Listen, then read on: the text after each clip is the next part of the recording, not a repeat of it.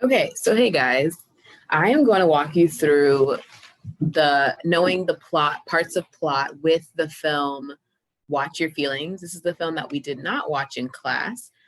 So at this point, before you continue the video, I want you to click the link that I've attached to this Google Classroom resource link.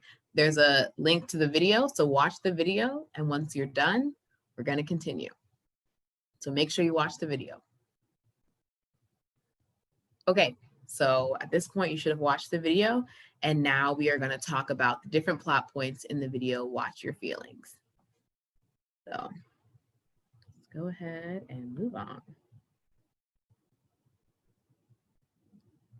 So the exposition, we want to think about, again, that background information and what characters are introduced, right? So in the very beginning, we see kind of like a pan shot of two sisters in this smiling like picture, and it says, I love my sister, right? So we know that the main characters are two sisters. We see that this is happening in a house, so that's our setting, right? And we know that our main character's name is Renee because that's what it says on her diary, right? And the other sister's name is Sunny, right? Because when we see all of her awards, we know it says Sunny next to it. So we have our story taking place in a house. Our main character's name is Renee. Her sister's name is Sunny. And some other info we have is that in the picture, it shows that they have a good relationship. But as the video continues in the beginning, we see that Sunny gets a lot of awards and she has a lot of accomplishments, but Renee does not. She has that little pin that says, you know, basically good job for trying, and she throws it in her desk. So in this beginning, we can see that she's not happy. And at the very end of the beginning section, she writes, I hate Sunny in her notebook, okay? So that we have that background information. Take a look at the background information that I have in the box here.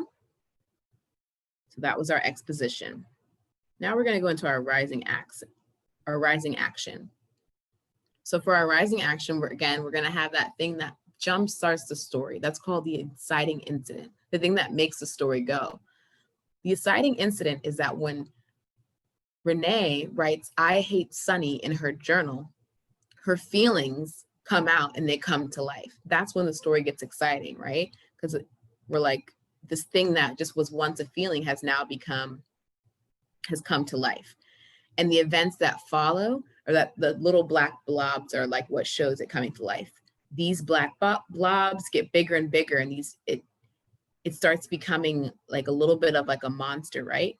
And in these events, it keeps getting bigger and they keep going down the stairs and they're kind of messing up everything in her house. And during this time, Renee is trying to figure out how to stop this hate monster. Now, the climax, the big moment of this film, this short film, is that Sunny's coming from school, and what was once these tiny little black blobs of hate have now become a very, very big monster, right?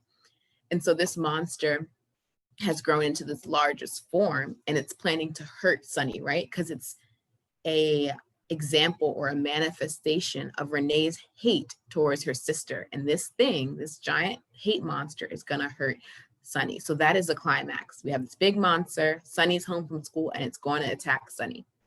So what happens next that settles the problem and calms down the story? So now we're leading to our falling action, right?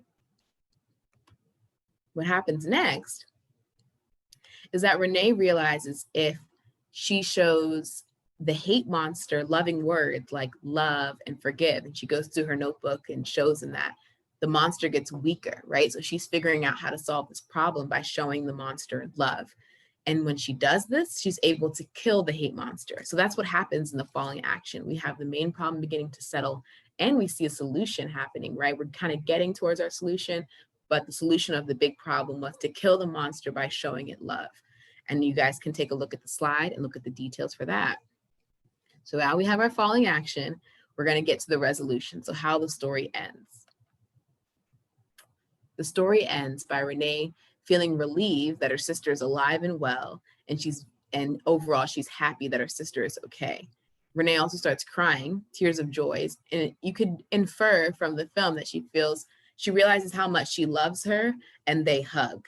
And we can also say that Renee probably learned a lesson about the power of her words and the importance of saying, the power of her words and the importance of saying kind things to people, right? And about people. So that's the resolution of our story.